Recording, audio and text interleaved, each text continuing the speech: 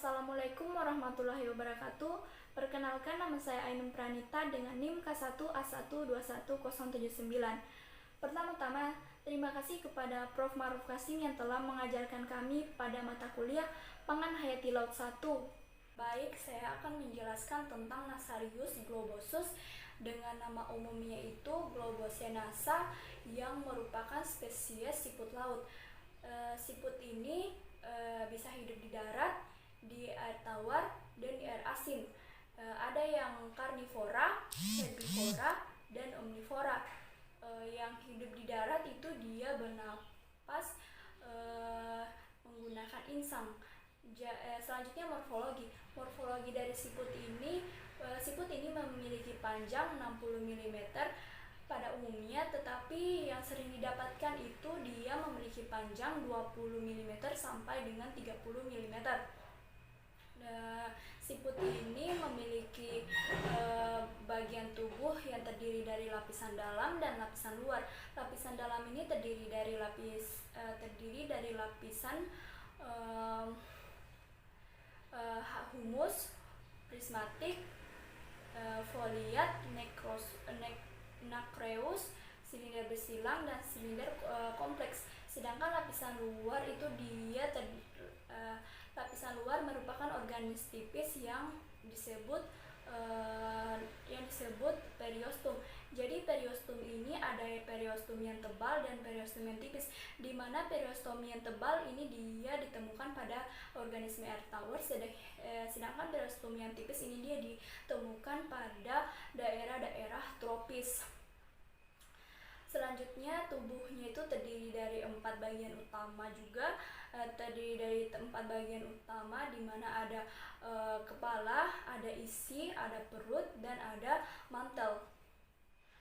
Cangkang ini umumnya berbentuk kerucut, kepala memiliki radula, kaki berukuran besar, dan berbentuk pipi yang berfungsi untuk merayap dan melekat. Selanjutnya itu habitat dan penyebaran dari hewan ini hidup di iklim tropis dan terdapat di dasar laut dengan kedalaman 3-20 meter. Cara alternatif untuk menjaga kelestarian dari hewan ini dengan cara melalui proses domestikasi agar dapat dijadikan kultifan budidaya. Selanjutnya itu adaptasi.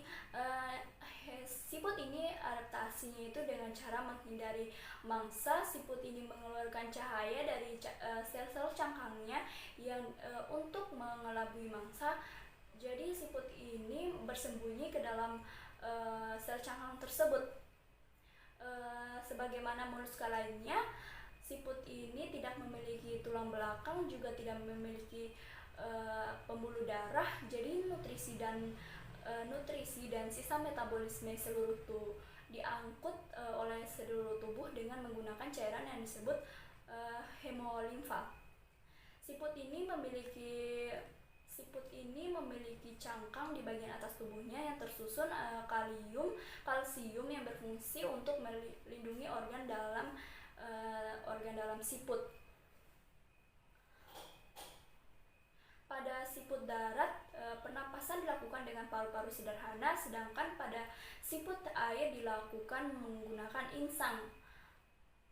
Tubuh siput memiliki lapisan lendir yang banyak manfaatnya, salah satunya itu berguna untuk agar kulit siput tetap lembab, sehingga bisa terjadi osmosis atau pertukaran udara di selnya. Kemudian proses reproduksi. Proses reproduksinya itu dimulai dari dua siput ini mendekat satu sama lain selama berjam-jam, juga mengeluarkan bau khas untuk menarik pasangannya. Kemudian mereka menempelkan bagian lehernya itu sebagai alat reproduksi mereka satu sama lain. Kemudian masing-masing siput mengeluarkan gumpalan kalsium karbonat yang disebut dengan love dart. Jadi love dart ini mengeluarkan sperma yang kemudian akan membuahi sel telur yang akan dihasilkan oleh siput pasangannya. Selanjutnya itu ada manfaat ekonominya. Jadi manfaat ekonominya dimanfaatkan sebagai lauk di lain sisi sebagai lauk pauk untuk dimakan, juga untuk penghasil nelayan yang menangkap siput-siput ini. Selanjutnya itu fungsi lendirnya itu dimanfaatkan sebagai keperluan medis karena lendirnya itu mengandung antimikrobal, juga mengandung kolagen, glikoprotein, proteoglikans yang membantu meregenerasi kulit dan menyembuhkan luka. Selanjutnya ada manfaat ekologi.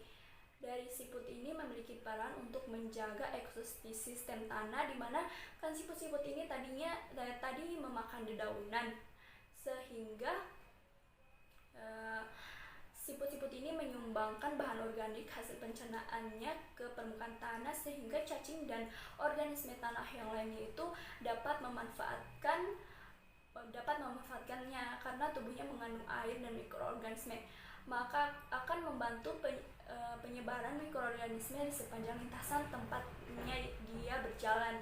Selanjutnya itu nilai gizi dari siput ini kaya akan zat besi, mengandung 3 mg per porsinya. Siput air memiliki kandungan omega 6 yang berperan dalam perkembangan otak, juga bermanfaat bagi kesehatan sebagai obat ambeien. Berikutnya tentu saja terdapat protein dan kalsiumnya yang cukup tinggi. Siput ini akan menjadi agen antiinflamasi yang mampu mengatasi berbagai masalah rambut, seperti membantu pertumbuhan, memelihara folikel rambut, meningkatkan elastisitas dan kekuatan, juga membuat rambut tebal, serta meningkatkan sirkulasi darah di kulit kepala. Lendir dari siput ini juga berfungsi untuk mengatasi jerawat, juga menyembuhkan jerawat, membantu mengurangi kerutan pada wajah, serta proses regenerasi kulit. Lendirnya memiliki sifat antiseptik dan anti radang, sehingga baik dalam membersihkan area jerawat dan bakteri. Mungkin itu saja yang dapat saya jelaskan, lebih dan kurangnya mohon dimaafkan. Wabillahi taufiq wal hidayah. Wassalamualaikum warahmatullahi wabarakatuh.